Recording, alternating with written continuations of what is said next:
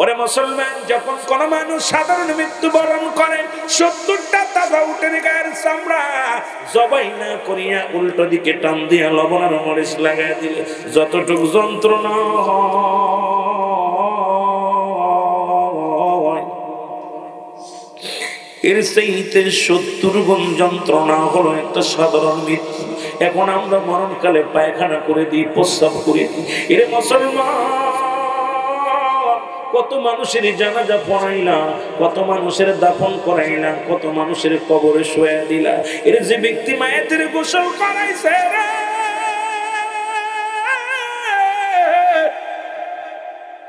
দেখা যায় মৃত্যুর সময় ওই মৃত্যু ব্যক্তি গোসল করানোর সময় দেখা গেছে গো ওই মরণের সময় পায়খানা করে দিছে, প্রস্রাব করে দিছে, চোখ দুটি বড় বড় হয়ে গেছে, জিহ্বাটা বাইর হয়ে গেছে, আর ঘরে যায় না। এই জিহ্বাটা কত চেষ্টা করে আপন জনের এসে বাবার জিহ্বাটা ভিতরে দেওয়ার জন্য দিতে পারে না, চোখ দুটি বড় বড় হয়ে যায়, বন্ধ করার জন্য চেষ্টা করে, পারে না। কত মানুষ হাত পায়ে রশি লাগাইয়া বেঁধে রাখে।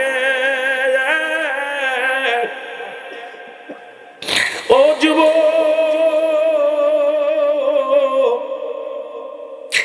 আমার বাবার আমার দিলের কান্না লাগা শোন, কত মানুষের পা বেঁকা হয়ে যায়, হাতটা বেঁকা হয়ে যায়।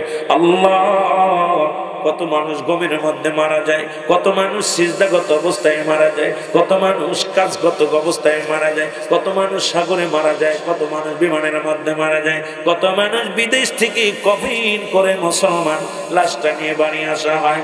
দাদু ভাইয়েরা শুনে নেন, আমার বাবার দিলের কান্ডা লাগা শোনো। আল্লাহ কোন হালাতে কার মৃত্যু দেবে কেউ বলতে পারি না। আল্লাহ গো, 1 নম্বর বিপদ যেহেতু মরণ, আমাদের মরণটা তুমি সহজ করে দিও। জোরে বলো আল্লাহু আকবার। জোরে জোরে চিল্লায় বলা যাবে না আল্লাহু আকবার। একমাত্র মানুষ এবং গাছ মাথা নোয়া নোয়া জিকির করে। জিকির সাধারণত দুভাগে বিভক্ত, একটা জাহিরি একটা বাতিন। জাহিরি জিকিরটি স্পষ্ট জিকির আল্লাহ আল্লাহ আল্লাহ, বাতিনি জিকির আবার দুভাগে বিভক্ত, একটা ঠোঁট বন্ধ জিহ্বা চালু, এই জিহ্বা চালু, আর একটা জিহ্বা বন্ধ ঠোঁট বন্ধ। মানব দেহের বান্ধুদের নিচে একটা হাড়, হাড্ডির নিচে একটা গোস্ত, আরবিতে বলে কলব, ইংলিশে বলে হার্ট। এটা যাদের পবিত্র, সমস্ত দেহরাজ্য পবিত্র। সুবহানাল্লাহ বলেন। এই জিকির আবার 4 ভাগে বিভক্ত। একটা হলো তিরমিজি শরীফের প্রথম খণ্ড, দ্বিতীয় খণ্ড 175 নম্বর পৃষ্ঠা। এতদিন জিকির করেছেন আল্লাহ আল্লাহর জিকির না, এই জিকিরটার নাম হলো ইসমে জাতের জিকির। বাইহাকি শুআইবুল ঈমানের প্রথম খণ্ড 337 338 নম্বর পৃষ্ঠা। এতদিন জিকির করেছেন কোথায়? কালেমার জিকির না, কালেমার কোনো জিকির নাই। জিকিরটার নাম হলো নাফি জাতের জিকির, লা ইলাহা ইল্লাল্লাহ মুহাম্মাদুর রাসূলুল্লাহ সাল্লাল্লাহু আলাইহি ওয়াসাল্লাম। জোরে বলেন সুবহানাল্লাহ। কানজুলুল মানের প্রথম খণ্ড 214 নম্বর পৃষ্ঠা। এতদিন জিকির করেছেন তওবার জিকির না, এই জিকিরটার নাম হলো কুওয়াতের জিকির, লা হাওলা ওয়ালা কুওয়াতা ইল্লা বিল্লাহ। ইবনে মাজার মধ্যে 4 নম্বর জিকির সুবহানাল্লাহ আলহামদুলিল্লাহ। আমিন বলেন, আমিন বলেন। আমি ওদিকে যাবো না, মেলা ওয়াসুল চলে, ওদিকে চলে গেলে বেজাল হবে। আমার বাবারা, জিকির একমাত্র মানুষ এবং গাছ মাথা নোয়া নোয়া জিকির করে, সমস্ত মাখলুকাতি আল্লাহর জিকির করে। জোরে বলেন ঠিক কিনা?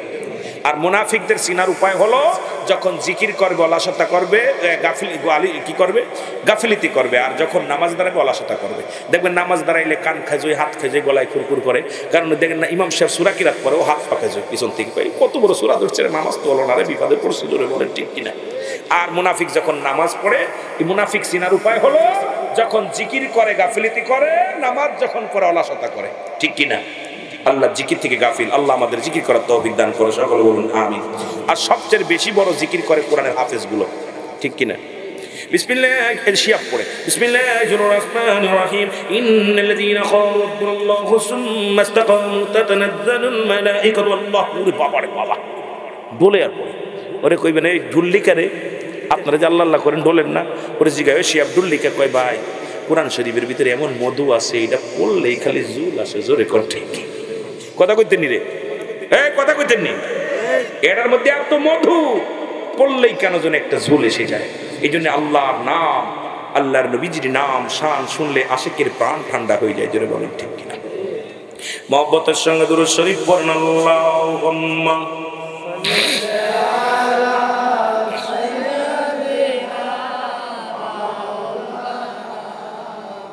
وعلى آل سيدنا। এ দুনিয়ার মুসলমান গভীর মনোযোগ।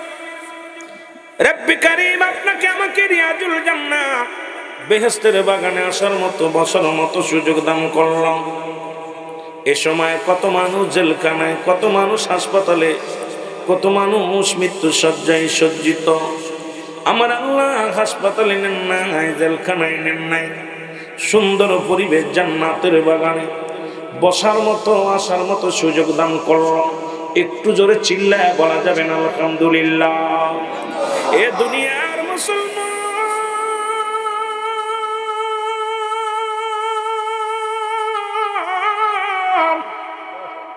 পৃথিবীর মধ্যে আসার একটা সিরিয়াল আছে গো, যার কোনো সিরিয়াল নাই। দেখা যায় বাবা জিন্দা, সন্তান দুনিয়ার মধ্যে নাই, সন্তান জিন্দা, বাবা দুনিয়ার মধ্যে নাই, দাদা জিন্দা, নাতি নাই। ও আমার আল্লাহ, কখন যেন আজরাইল এসে যাবে রে, দুনিয়ার মায়া ছেড়ে চলে যাব। ওই আবু তালেবের মতো আল্লাহ চিরনিদ্রায় যাব রে আল্লাহ। আয় আল্লাহ, কখন যেন কবরে ডাক দিবে, কখন যেন দুনিয়া থেকে বিদায় হয়ে যায়। মানুষের তিনটা বিপদ। নাম্বার 1 হলো মানুষের মরণ, নাম্বার 2 হলো মুসলমান কবর, নাম্বার 3 হলো কিয়ামতের ময়দান। আল্লাহ, ওই 1 নম্বর বিপদ হলো মানুষের মরণ। মানুষের মৃত্যু হয় 2টা টাইম, একটা হলো রাতের বেলা, একটা হলো দিনের বেলা। ও বন্ধু শুনে নাও, দিন শুরু করেছিলাম, মৃত্যুবরণ করি নাই, রাত শুরু করেছি, মৃত্যুবরণ করি নাই। সকাল পর্যন্ত বেঁচে থাকবো, কোনো গ্যারান্টি দিতে পারবেন কি কেউ আছেন? কেউ বলতে পারবেন আমি সকাল পর্যন্ত বেঁচে থাকবো, 10 দিন বেঁচে থাকবো? মালাকুল মউত যেন কখন চলে আসে গো। এই মৃত্যুর কথা বলতে গেলে বড় কষ্ট হয়। একমাত্র স্রষ্টার মৃত্যু নাই, সৃষ্টির মৃত্যু আছে। সৃষ্টি জগতে যা কিছু আছে সবারই দুনিয়া থেকে বিদায় নিতে হবে। একমাত্র স্রষ্টা থাকবে, সৃষ্টি থাকবে না। আর সৃষ্টিগুলোর সব কিছু শেষ করে দিবে আমার আল্লাহ। আপনাকে আমাকেও মরণের পেলা পান করতে হবে, হয়তো 2 দিন আগে, নাই তো 2 দিন পরে। আল্লাহ, ওই মরণের কথা বড্ড ভয় লাগে গো আল্লাহ। ওই মরণ কখন চলে আসবে, কখন যেন দুনিয়া থেকে বিদায় হয়ে যায়। এ দুনিয়ার মুসলমান,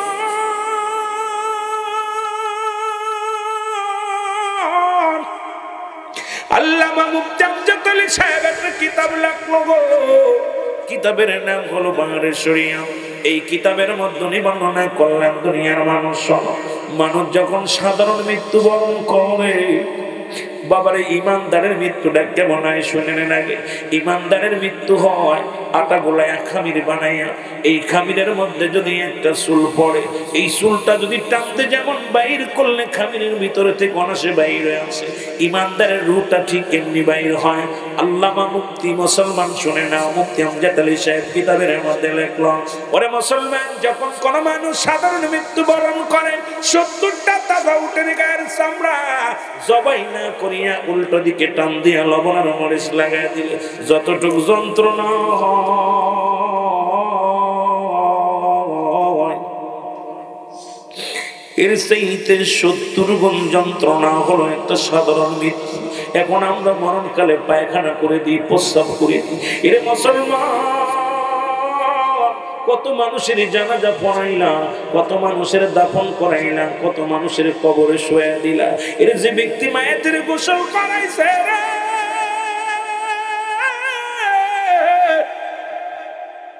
দেখা যায় মৃত্যুর সময় ওই মৃত্যু ব্যক্তি গোসল করানোর সময় দেখা গেছে গো, ওই মরণের সময় পায়খানা করে দিছে, প্রস্রাব করে দিছে, চোখ দুটি বড় বড় হয়ে গেছে, জিহ্বাটা বাইর হয়ে গেছে, আর ঘরে যায় না।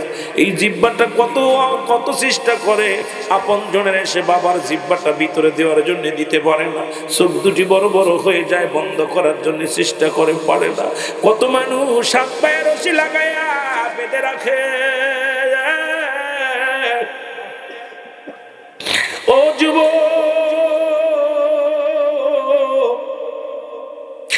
আমার বাবারা, আমার দিলের কান্না লাগা শোন। কত মানুষের পা বেঁকা হয়ে যায়, হাতটা বেঁকা হয়ে যায়। আল্লাহ, কত মানুষ গমের মধ্যে মারা যায়, কত মানুষ সিজদাগত অবস্থায় মারা যায়, কত মানুষ কাজগত অবস্থায় মারা যায়, কত মানুষ সাগরে মারা যায়, কত মানুষ বিমানের মধ্যে মারা যায়, কত মানুষ বিদেশ থেকে কফিন করে মুসলমান লাশটা নিয়ে বাড়ি আসা হয়। দাদু ভাইয়েরা শুনে নেন, আমার বাবার দিনের কান্ডা লাগা শোনো। আল্লাহ কোন হালাতে কার মৃত্যু দেবে কেউ বলতে পারি না। আল্লাহ গো, এক নম্বর বিপদ যেহেতু মরণ, আমাদের মরণটা তুমি সহজ করে দিও। জোরে বলো আল্লাহু আকবার। জোরে জোরে চিল্লায় বলা যাবে না আল্লাহু আকবার। এ দুনিয়ার মানুষ,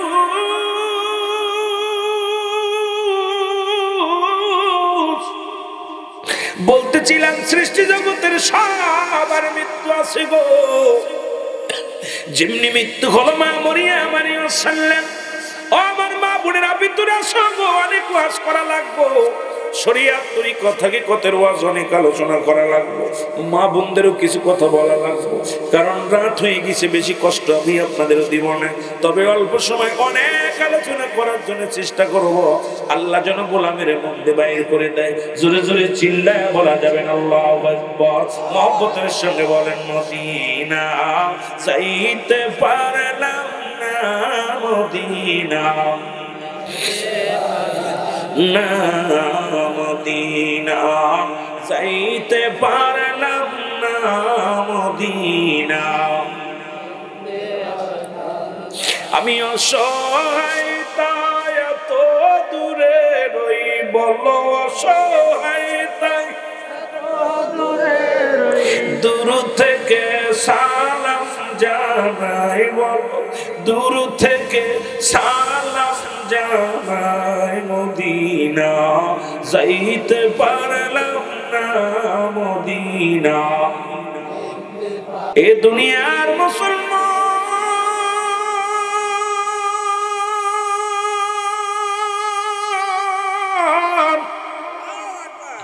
যে কথা বলতেছিলাম দিলের কান্ডা লাগা শোনবো। মরিয়ম আলাইহিস সালাম ডাকতে বলে, বাবা ঈসা, আমার জন্য কিছু ফলের ব্যবস্থা করো। আমি ফল খাবো। কি খাবো? জোরে বলেন, কি খাবো? ফল খাবো রে মুসলমান। ঈসা নবী ফল আনার জন্য রওনা হয়ে গেল। মরিয়ম আলাইহিস সালামের কাছে আজরাইল হাজির হয়ে গেছে। আজরাইল এসে সালাম দাও, আসসালামু আলাইকুম মরিয়ম। মরিয়ম কয়, ওয়ালাইকুম আসসালাম। তুমি কে? বলে, আমি আজরাইল, আমি আপনার কাছে এসেছি রূহটা নেওয়ার জন্য। মরিয়ম আলাইহিস সালাম ডাক দিয়ে বলে, আজরাইল,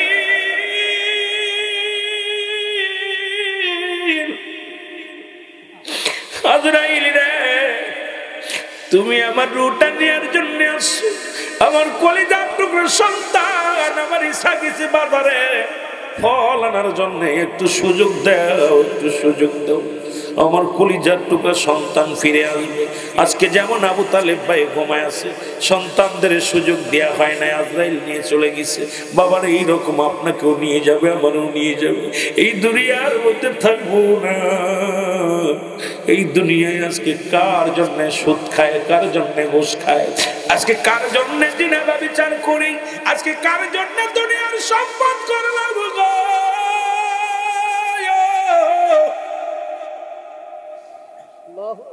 কার জন্য সুদ খাইলাম, কার জন্য দুনিয়ার মধ্যে কতই না বাড়ি গাড়ি করলাম, দুনিয়ায় সম্পদের পাহাড় গড়লাম।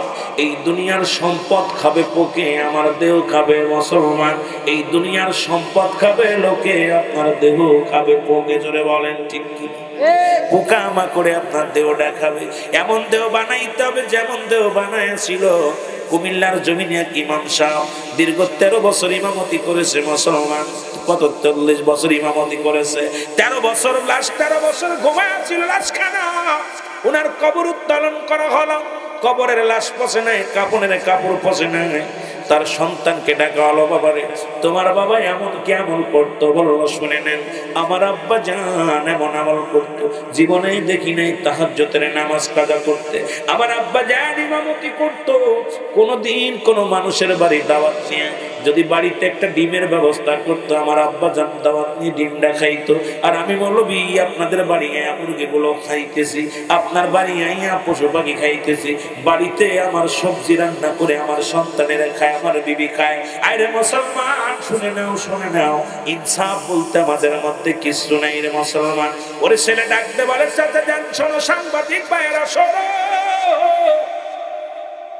একদিনের ঘটনা শোনো। আমি তখন ক্লাস ফার্স্ট ইয়ারে পড়ি, আমি টিফিনে খানা খাইতে এসেছি। আমি যখন খানা নিয়ে বসেছি, আমার আব্বা জানে সে খানার প্লেটটা ধরলো, ধরে বলে, বাজান প্লেটটা ধরলাম আমি, রেখে দাও। শোনো বাবা, এখন খানা খেয়ে জোহরের নামাজ পড়িয়া তারপরে কলেজে যাবা, যদি তুমি না পড়ো বাবা শুনে না গো, আমার গ্রীবা তোমার আজকে রাতের খানা বন্ধ হয়ে যাবে। আমি এমন বাবার সন্তান, জীবনে নামাজ না পড়লে আমার পাতে বাদ দেয় নাই। আজকে আমাদের দেশে অনেক হুজুর আছে, হুজুরের বউগুলো বেগানা ঘুরে বেড়ায়। অনেক হুজুর আছে বাদান বেগানা চাকরি বাকরি করে বেগানা পুরুষের সঙ্গে। অনেক হুজুর আছে মুসলমান, শুনে নাও, তার বিবি মার্কেট করে। অনেক হুজুর আছে মুসলমান, শুনে নাও, অনেক ইমাম আছে এখনো বিবিরে কন্ট্রোল করতে পারে নাই, সন্তান কন্ট্রোল করতে পারে নাই। এরা মুসলমান, শুনে নাও, কুমিল্লার জমিনে আশিক রাসূল মারা গেছে গো। এমন একজন ইমানদার বলতে, আমার আব্বা জান যখন রাত গভীর হয়ে যেত, চোখের পানি ছেড়ে যায় না, মাঝে বসে কাঁদতো, আল্লাহ তুমি আমারে ক্ষমা করে দাও, তুমি আমারে মাফ করে দাও। ও মুসলমান, চোখের পানি ছেড়ে কাঁদতো। আর আমরা হুজুর কান্দি, রাত ভরে দাওয়াত নাই, মাসে আর করা দাওয়াতের দরকার। এই মাসে 3টে ডেট খালি আছে, যদি না পূরণ হয় লস হয়ে যাবে। এগুলো বন্ধ করো, কারণ আমার আল্লাহ কয়, কুল্লু মান আলাইহা ফান, সব কিছু শেষ করে দিবে কে? এই জোরে বলেন কে? আল্লাহ বলে, বন্ধু শুইনা নাও গো, এই জমিনটা আমি রাখবো না, আসমান আমি রাখবো না গো। এই পৃথিবীর মধ্যে যা কিছু আছে সব চূর্ণ বিচ্ছিন্ন করে দিব। এই জমিনের পানিগুলো পুড়ে আমি তামা পিঠাই বানায় দিব, জমিনের মাটিগুলো পুড়ে আমি তামা বানায় দিব।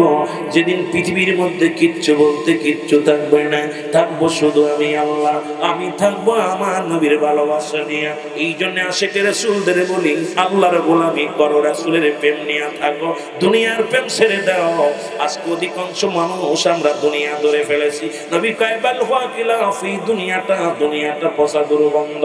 মানুষের জন্য মুসলমান শুনে নাও, এটা দুনিয়া মুসলমান শুনে নাও, কুকুর যেমন মাথা বড়ি পাইলে খুশি হয়, সে জামানার মানুষগুলো সম্পদ পাইলে খুশি হয়। আমার 2000 বেশি দিবেন, হাদিয়ার সঙ্গে সঙ্গে দাওয়াত বন্ধ, আরামটাই চলে যাব। আমাকে 5,000 বেশি দিবেন, ইমামতি ছেড়ে জন্য মসজিদে চলে যাব। আমরা ইমান বিক্রি করি মুসলমান, শুনে নাও, শুনে নাও, কারণ আল্লাহর ভয়, রাসূলের প্রেম অন্তরের মধ্যে নাই, মরণের ভয় আমাদের মধ্যে নাই। জোরে বলেন ঠিক কিনা? বাবারা, কার জন্য সুদ খাও, কার জন্য ঘুষ খাও, কার জন্য জিনা ব্যভিচার অন্যায় করো, এইগুলো তুমি কার জন্য করতেছো? পড়ে গেলে দুনিয়ার সম্পদ নিয়ে ছেলে মেয়ে মারামারি করবে, হাঙ্গামা করবে। এ ভাই, তোমার দেহটা পড়ে রয়েছে কবরে, আজকে আবু তালেব শেষ হয়ে আছে, কি হালাতে আছে কেউ বলতে পারি? জোরে বলেন পারি? এই সম্পদ তবে মনে হয় ভালো অবস্থায় আছে। যদি বলি কেন? সন্তানাদি বাবার জন্য, মাগফিরাতের জন্য, সন্তানাদি তার বাবার জন্য সব। 3টে বাবা মা ইন্তেকালের পরে 7টা হক, দুনিয়ায় জীবিত থাকতে 7টা হক, তার দুনিয়া থেকে বিদায়ের পরে 7টা হকের 1 নাম্বার হলো তাদের জন্য মাগফিরাত কামনা করা, তাদের জন্য সব পৌঁছানো, এবং সর্বশেষ 7 নাম্বার হলো তাদের জন্য তাদের কবরটা বেশি বেশি করে জিয়ারত করা। তা আমি আশ্চর্য, তার সন্তানেরা আজকে জিয়ারতের ব্যবস্থা করছে, দোয়ার ব্যবস্থা করছে, মাগফিরাত কামনার ব্যবস্থা করছে। নিশ্চিত সে ভালো কাজ করে গেছে। এই জন্য সন্তানাদি আল্লাহর জন্য, আল্লাহর কাছে বাবার জন্য মাগফিরাতের দোয়া কামনা করেছে। জোরে বলেন ঠিক কিনা? আরো জোরে বলেন ঠিক কিনা? জীবিত থাকতে 7টা হক, ইন্তেকালের পরে 7টা হক। এই 14টা হক হলো পিতামাতার সন্তানের সন্তান পিতামাতার প্রতি, পিতামাতার এই হকগুলো আদায় করতে হবে। কিন্তু আমার দেশে এগুলো আদায় করা তো দূরের কথা, আজকে আমরা দেখি পীরাই বাবা সন্তানকে পিটায়, সন্তান বাবাকে পিটায় মারতেছে, সন্তান মাকে পিটায় মারতেছে। কারণ কি? ইনসাফ মতো সন্তানকে লালন পালন করতে পারিনি। জোরে বলেন ঠিক কিনা? আমার ভাইরা, আমার বন্ধুরা, আমার যে কথা বলতেছিলাম গো, মরিয়ম আলাইহিস সালাম ডাকতে বলে, আজরাইল,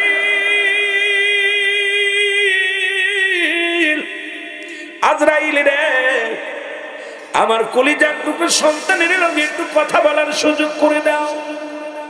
আমি আমার সন্তানের সঙ্গে কথা বলতে চাই, সান্ত্বনা দিও। আমার ঈসার বাবা নাই রে, আমি বাবা মা, আমি মা হইয়া সন্তানের এতিম বানাই যাব। একটু শুধু সন্তানের বোঝাতে দিব, একটু সুযোগ দেওয়া যায়, আমি আমার কলিজার টুকরা সন্তানের সঙ্গে কথা বলবো। আজরাইল কয়,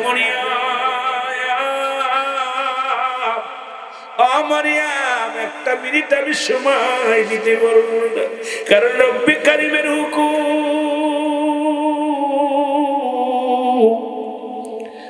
আপনাকে বিদায় নিতে হবে। মরিয়ম আলাইহিস সালাম বলে, আজরাইল তাহলে নিয়ে যাওয়ার দেরি করুন। মরিয়ম আলাইহিস সালামের ঘুমাই রয়ে গেল, দুনিয়া থেকে বিদায় হয়ে গেছে। জোরে বলো আল্লাহ। আর একটু জোরে বলো। ঈসা নবী বাড়ি এসে দেখে রে মা জননী ঘুমায় আছে। ঈসা আলাইহিস সালাম ডাক দিয়ে বলে, চিন্তা করে, আরে আমি যখন বাড়ি ফিরতাম, জনম দুঃখিনী মা ঘুমাইলে, মা লাভ দুটে বলতো, বাবা এসো। ওরে বাবা, শিয়াব বোঝে বাবার মরণ, বাড়িতে গেলে আব্বা যে ডাকা লাগতো না, বাবাই উঠতো। আমি গুনাহগার, বাবা মা দুজনই হাজি মানুষ। আল্লাহর কসম করে বলি, আমার বাবা মারে দুজনকে আমি হজ করে আনছি, আমার আব্বা মা একটা দিনও ডাকা লাগে নাই। বাড়ি যায় যখন গাড়িটা নিয়ে একটু স্বামী কই ড্রাইভারে বলি, ভাইজান হরেন দিবেন না, কেন আমাদের গম ভেঙে যাবে। আল্লাহর কসম করে বলি রে, দরজা খোলার আগে, ভিতরে ঢোকার আগে আব্বা মা দুজনই দরজা খুলে বাইর হয়ে আসে। বাবা কুয়াশার দিন, কষ্ট হয়েছে বুঝে আসতে, বিবিকে ডাকা লাগে কিন্তু বাবারে ডাকা লাগে না, বিবিকে ডাকা লাগে মাকে ডাকা লাগে না। এমন দরদি কার জন্য দুনিয়ায় নাই রে আল্লাহ, কার জন্য দুনিয়ায় শিয়াবের মতো বাবারে হারাইছে রে আল্লাহ। আজকে আবু তালেব ভাইয়ের বা সন্তানেরা জানে বাবার দুঃখ, বাবার কষ্ট। আমার ভাইয়েরা, আমার বন্ধুরা, আমার এই জন্য বাবা মায়ের মতো পৃথিবীর কেউ আপন হয় না, পৃথিবীর কেউ আপন হয় না। নবীজি নিজেই বলছে, সাহাবীরা রে, তোমরা কেউ কি কবুল আজর সব পাইতে চাও? নবী বলেন, বলা সাহাবীরা বলে, কে বা না চাই হুজুর? নবী বলছে, শুনে নাও, তোমাদের যাদের বাড়িতে পিতা মাতা জিন্দা আছে, সালাম দিবা, আসসালামু আলাইকুম মা, আসসালামু আলাইকুম বাবা। তোমার আমল নামায় একটা কবুল হজের সব লেখা হয়ে যাবে। আজকে কার মা নাই রে, কার বাবা নাই। নবীর সাহাবীরা চোখের পানি ছেড়ে কান্দে, নবী দেখে সাহাবীদের চোখে পানি। নবী কয়, সাহাবীরা তুই কেন কান্দিস? বলে, নবী গো, এই আমলটা যদি আগে শুনতাম, এই নেকির কাজটা যদি আগে জানতাম, 2 দিন আগে আব্বারে হারাইলাম, 1 মাস আগে আমার মারে হারাইলাম, 6 মাস আগে আমার বাবারে হারাইলাম। আমার নবীও কান্দে আর বলে, সাহাবীরা রে, তোরা কি আমার মতো এতিম? আমি নবীর মা নাই রে, আমি নবীর বাবা নাই। আমি নবী যখন মায়ের গর্ভে মাত্র 6 মাসে বাবা দুনিয়া থেকে বিদায় হয়ে গেছে। যখন 6 বছর বয়স তখন মাকে হারাইছি, 6 বছরের 7 মাস যখন বয়স দাদারে হারাইছি। আমার মতো এতিম কে আছে? জিবরিল আমিন আল্লাহ ডাকতে কয়, জিবরিল তাড়াতাড়ি যাও, আমার হাবিবের চোখে পানি, সাহাবীদের চোখে পানি। যাদের আব্বা নাই, যাদের মা নাই, তাদের আমার নবীরে জানায়, আমার নবীরে জানায়। নবী যেন বলে, রাব্বির গামহুমা কামা রব্বায়ানি সাগীরা। সবাই একটু চোখের পানি ছেড়ে বলেন, রব্বির গামহুমা কামা রব্বায়ানি। আল্লাহ আবার আল্লাহ ডাকতে বলে জিবরিল রে আমার হাবিব রে জানাই রে আজকে যাদের মা নাই যাদের বাবা নাই যারা মা বাবারে হারায় ফেলছে রে তারা যেন আব্বা মার জন্য এমনি দোয়া করে।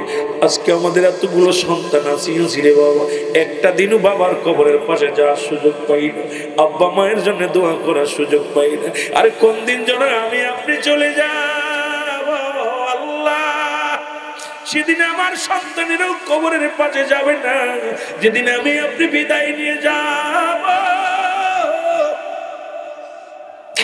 আপনার সন্তানের কবরের পাশে যাওয়ার সময় পাবে না। আল্লাহ আল্লাহ আল্লাহ গো আমাদের পিতা মাতার সগীরা কবিরা গুনাহ মাফ করে দিও। এ আমার রব, এ আমার প্রতিপালক, আব্বা আমার সগীরা গুনাহ মাফ করে দাও, কবিরা গুনাহ মাফ করে দাও, জানা গুনাহগুলো মাফ করে দাও, জানা গুনাহগুলো মাফ করে দাও। বাবা মায়ের তুমি রহমতের হাত দিয়ে তুমি তাদের সাহায্য করো। জোরে জোরে চিল্লায় বলা যাবে না মারহাবা।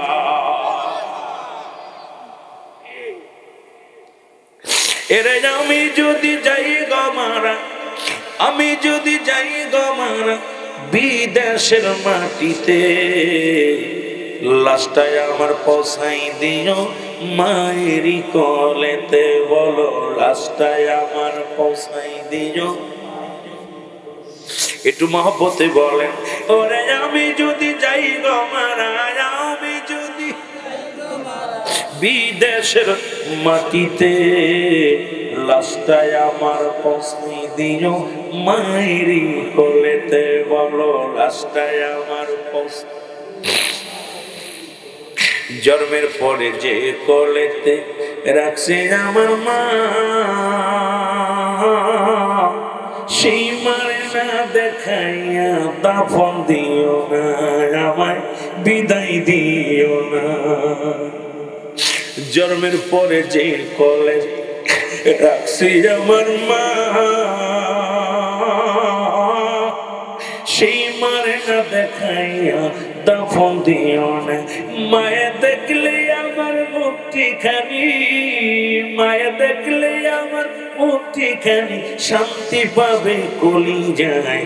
লাশটায় আমার পৌঁছাই দিও মায়েরই কোলেতে। বলো লাশটায়।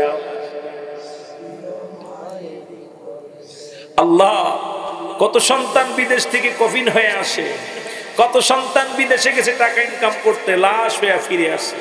মা দুঃখিনী যারা বেঁচে আছে এই সারা জীবন কাঁদবে। মায়ের মতো বাবার মতো দরদি বান্ধব কেউ হয় না। আরে লাশটায় আমার পৌঁছাই দিও মায়েরই কোলেতে। বলো লাশটায়। প্রতিবেশী ভাই বন্ধুরা ফেলবে চোখের পানি, সারা জীবন কাঁদবে আমার দুঃখিনী মা জানি, আমার দুঃখিনী মা জানি। ওরে জিয়ারত করবে শেষে গো মায়ের, জিয়ারত করবে শেষে খুকার জন্যে জানি। লাশটায় আমার পৌঁছাই দিও মায়েরই কোলেতে। বলো লাশটায়। ওরে আমি যদি যাই গো মারা, আমি যদি যাই গো মারা বিদেশের মাটিতে, লাশটায় আমার পৌঁছাই দিও মায়েরই কোলেতে। বলো লাশটায়। গোরস্থানে রাখলে আমার এই না মরা দেহ, গ্রামবাসী করবে দোয়া জানি আমি তো, হায়রে জানি তো আমি তো। আমার মায়ে বাপে ফেলবে চোখের পানি, আমার মায়ে বাপে ফেলবে চোখের পানি। শান্তি পাবো কলি যায়, শান্তি পাবো কলি যায়। এই মারে না দেখাইয়া দাফন দিও না আমায়, এই মারে না দেখাইয়া দাফন দিও না। ওরে আমি যদি যাই গো মারা, আমি যদি বিদেশের মাটিতে, লাশটায় আমার, আরো জোরে বলে লাশটায় আমার পৌঁছাই দিও। জন্মের পরে যে কোলেতে রাখছে আমার মা, সেই মারে না দেখাইয়া ও ভাই দাফন দিও না, আমায় কাফন পরাইও না। জন্মের পরে যে কোলেতে রাখছে আমার মা, সেই মাকে না দেখাইয়া দাফন দিও না, আমায় দাফন দিও না। মায়া দেখলে আমার মুক্তি খানি, মায়া দেখলে আমার মুক্তি খানি শান্তি পাবে কলি যায়। লাশটায় আমার পৌঁছাই দিও মায়েরই কোলেতে, বলো লাশটায় আমার। কুল্লু নাফসিন যায়কাতুল মাউত। অস্বীকার করার মতো ক্ষমতা নাই কারো। আহা, সব অস্বীকার করবেন, মরণের কথা স্বীকার করার মতো ক্ষমতা কারো আছে? আরো জোরে বলেন আছে? ঈসা আলাইহিস সালাম চিন্তা করে প্রতিদিন যখন ঘরে ফিরে আসে, দুঃখিনী মা তো ঘুমায় না, এখনো মা কেন ঘুমায় আছে গো? মার কাছে আসলেন, মাকে ডাকতে বলে মা, মা কথা বলে না, দেখে মা দুনিয়ার মধ্যে নেই, মা দুনিয়ার মধ্যে নেই। একটা চিৎকার দিয়ে বলে রব্বে কারীম, আমার মা কতই না কলঙ্কিনী হলো মানুষের সমান, কত কষ্ট করেছে আমার মা। আমি ঈসারে দুনিয়ায় আনার কারণে আল্লাহ মাকে কত মানুষ পচা কথা বলেছে, মা কোনোদিন কষ্ট পাই নাই। আমি ঈসাকে মুখে ধারণ করে সব ভুলে গেছিল, আজকে তুমি মারে বিদায় করে দিলা। আল্লাহ, আমি একটু যেহেতু আমাকে তুমি ক্ষমতা দিছো মরাটারে জিতা বানানো, একটা বার আমি আমার মাকে জাগাইতে চাই, দেখি আমার মার সঙ্গে আজরাইল কেমন ব্যবহার করেছে। জোরে জোরে চিল্লায় বলা যাবে না আল্লাহু আকবার। এরে আল্লাহ বলে আজরাইল, আল্লাহ ডাকতে বলে সানাবিরা, আর দেরি করিস না, তোমার মাকে ডাক দাও। এই সানাবিরা সানাবি মাকে ডাকতে বলে মা। যখন একটা ডাক দিছে, জনম দুঃখিনী মা লাভ ধরছে, বাবা ঈসা শুনি, বাবা ফল আনছনি, কয় বাবা ফল আনছনি, কয় আনছি মা, কয় দাও বাবা খাবো ফল। কয় মা গো দুনিয়ার ফল আর তোমার নসিবে নেই, মা গো তুমি বিদায় হয়ে গেছো মা। বলে মা গো তোমাকে আমি জাগাইছি একটা জিনিস জানার জন্য। মা আজরাইল তোমার সঙ্গে কি ব্যবহার করেছে? ঈসা নবীর মা ডাক দিয়ে কয় ও ঈসা শোন বাবা শোন, তোকে দুনিয়ার মধ্যে আনতে যত কষ্ট হয়েছে, এত কষ্ট আজরাইল দিছে আমারে, আমার মনে হয় আমার কলিজাটা ছিঁড়ে নিয়ে গেছে, আমার গা থেকে গায়ের গোশতগুলো যেন কেটে নিয়ে গেছে। আরে আল্লাহ ডাকতে পারে আজরাইল,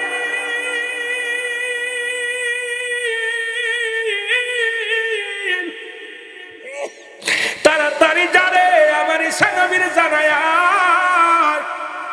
সালাম দা, আসসালামু আলাইকুম নবী গো। বলে কি খবর? আরে আজরাইল আগে বলো আমার মার রূহটা তুমি কেমনে বাইর করেছো? আজরাইল বলে হুজুর আপনি জানেন দুনিয়ায় সবার রূহটা বাইর করার জন্য আমি জমিনের মধ্যে আসি না, একমাত্র ঈমানদার রূহটা বাইর করার জন্য জমিনের মধ্যে আসি। আমি আজরাইল একমাত্র যারা মুত্তাকিন, যাদের জন্য জান্নাত আল্লাহর এক চারটা তৈরি করে। আল্লাহ বলেন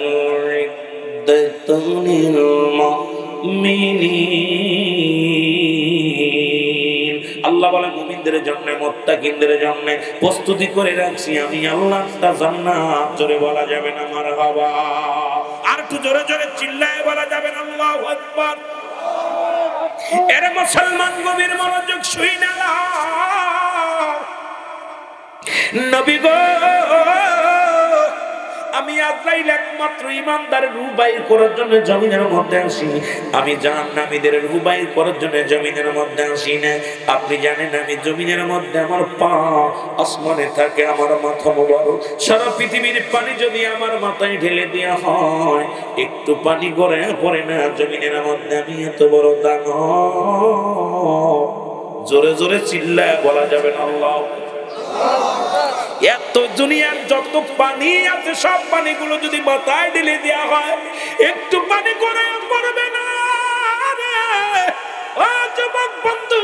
তারপরও তোরা ঘুষ ছাড়বি না, তারপরও তোরা সুদ ছাড়বি না। নবীজি বলতেছিলেন, আমার নবী ডাকতে বলে আম্মা জান আয়েশা, আয়েশা রে শোনো, আল্লাহ আমাকে যখন জান্নাত দেখাইলো জাহান্নাম দেখাইলো আমি বড় কষ্ট পেয়েছিলাম রে আয়েশা। নবী বলেন বলা পর আয়েশা সিদ্দিকা বলে ইয়া রাসূলুল্লাহ ইয়া হাবিবাল্লাহ কিসের জন্য এত কষ্ট পেয়েছিলেন? বলে দেখলাম দুই শ্রেণী মানুষ বড় কষ্টের মধ্যে আছে। তাদের এক নাম্বার রে আয়েশা, এক নাম্বার দেখলাম এক শ্রেণী মানুষ শুধু আগুনের নদীর মধ্যে সাঁতার কাটে। আমার নবী বলে আয়েশা রে এই মানুষগুলো অনেক কষ্ট করে কুল কিনারা পায়, আবার জাহান্নামী ফেরেশতারা তাদের সুরে সুরে ওই আগুনের নদীর মধ্যে ফেলে। তাদের আবাদান চিরস্থায়ী হবে ওই জায়গাটা জাহান্নামের আগুনের নদীর মধ্যে তাদের জায়গা হবে।